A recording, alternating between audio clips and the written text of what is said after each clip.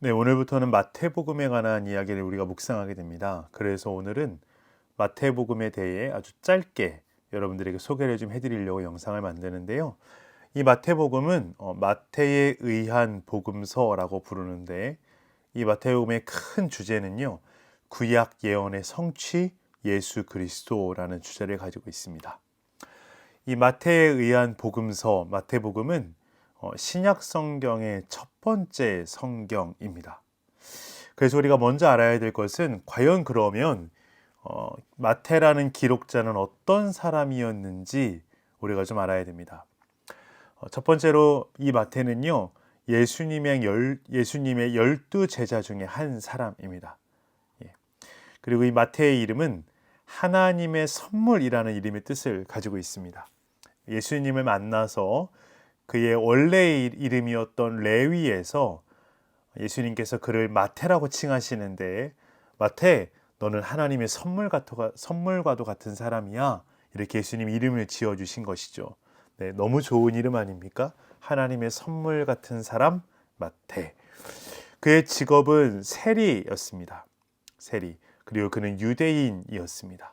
아까도 이야기 드렸듯이 본래의 이름은 레위, 알페오의 아들 레위라고 기록이 되어 있죠. 그의 직업이 세리였기 때문에 그의 마태복음을 살펴보면 아주 사건에 대한 기록이 너무 잘 되어져 있습니다. 아주 꼼꼼하게 기록을 했고, 또 분류도 또 보관에 아주 능했던 사람이기도 합니다. 그래서 마태복음은요, 정연한 순서 그리고 간결한 내용이 돋보이는 그런 성경입니다. 우리가 또 하나 알아야 될 것이 바로 마태복음의 시대적인 배경입니다. 굉장히 마태복음 전반적으로 흐르는 내용의 중요한 배경이 되는데요. 기록 연대는 58년에서 68년경입니다. 그러니까 예수 그리스도께서 돌아가시고 대략 20년 정도가 지난 후죠. 안디옥이나 그런 교회를 중심으로, 또 로마 교회를 중심으로 바울과 베드로가 열심히 사역을 하고 있을 시기에 마태는 이 복음서를 기록하게 된 것입니다. 특별히 로마의 핍박이 끊임없이 일어나고 있었던 때고요. 여러분, 어려움 가운데 유대인들은 여전한 메시아를 갈망하게 됩니다. 이 무슨 표현이냐면, 메시아가 예수 그리스도시잖아요.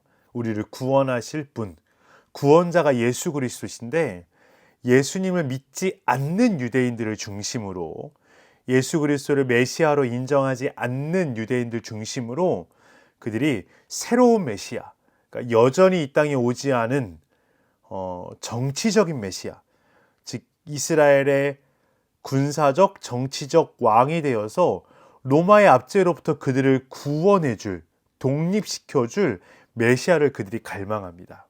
그런 유대인들에게, 자기 민족의 사람들이죠, 그런 유대인에게 예수님이야말로 진짜 메시아시다, 이렇게 예수님을 메시아로 소개하기 위한 복음서가 바로 마태복음입니다. 그래서 마태복음의 특징은요, 수신자가 유대인들입니다. 그러니까 이방인들이 아니라 마태복음을 중점적으로 읽었던 사람들은 바로 마태가 속한 민족이었던 유대인들이었고요. 특별히 예수 그리스도를 메시아로 인정하지 않는 유대인들이 이 마태복음을 주로 읽어야 했던 수신자들이었습니다. 그래서 마태복음의 특징 하나가요, 유대인들이 굉장히 중요하게 여기는 성경이 바로 구약 성경이거든요. 이 구약을 반복적으로 많이 인용합니다. 즉 신약 성경, 또 예수님의 사역이 구약과 관계없는 것이 아니라 이 구약의 약속의 성취가 바로 예수 그리스도고, 그것이 여기 기록되어 있다. 그래서 예수님의 행위를 보면, 쭉 행동을 보면 구약의 그런 언약의 성취가 예수님의 삶을 통해서 나타났다, 이렇게 마태가 자주 이야기를 하기 때문에 구약 성경을 굉장히 많이 인용합니다. 그리고 마태복음의 제일 마지막 장에 가면 우리 유대인들을 선택하셔서 온 유대와, 예루살렘과 온 유대와 사마리아와 땅끝까지 이르러 바로 우리 유대인들이 제일 먼저 제자가 되어야 된다, 이런 도전까지 주고 있는 것이 바로 마태복음의 특징이기도 합니다. 이 부분이 정말 중요합니다. 마태복음은 하나님을 믿지만 예수님을 믿지 않았던 이들에게 주어진 그런 복음서구나.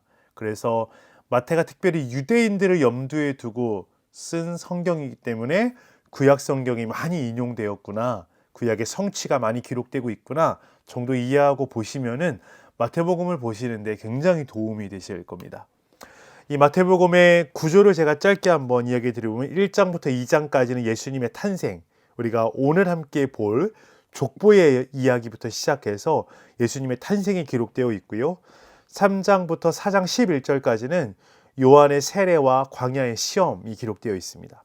4장 12절부터 16장 20절까지는 하나님 나라, 하늘나라의 도래와 갈릴리 사역이 기록이 되어 있고요.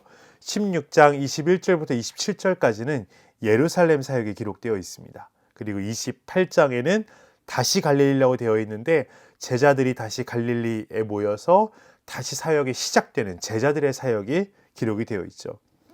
이 마태복음을 한마디로 정의해 보면, 전체 내용을 정의해 보면 예수 그리스도는 진짜 메시아시다.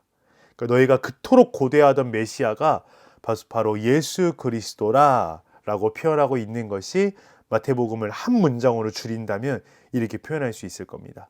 여러분, 예수님은 유대인들에게만 메시아로 오신 것이 아니라 바로 우리에게도 메시아로 오신 분이십니다. 마태복음을 읽으시며 우리에게 오신 메시아이신 우리의 구원자이시며 나를 모든 사망의 늪에서, 고난의 늪에서 구원하실 그분을 고대하면서 내 삶으로 초청하시면서 함께 마태복음을 읽어갔으면 좋겠습니다. 네, 감사합니다.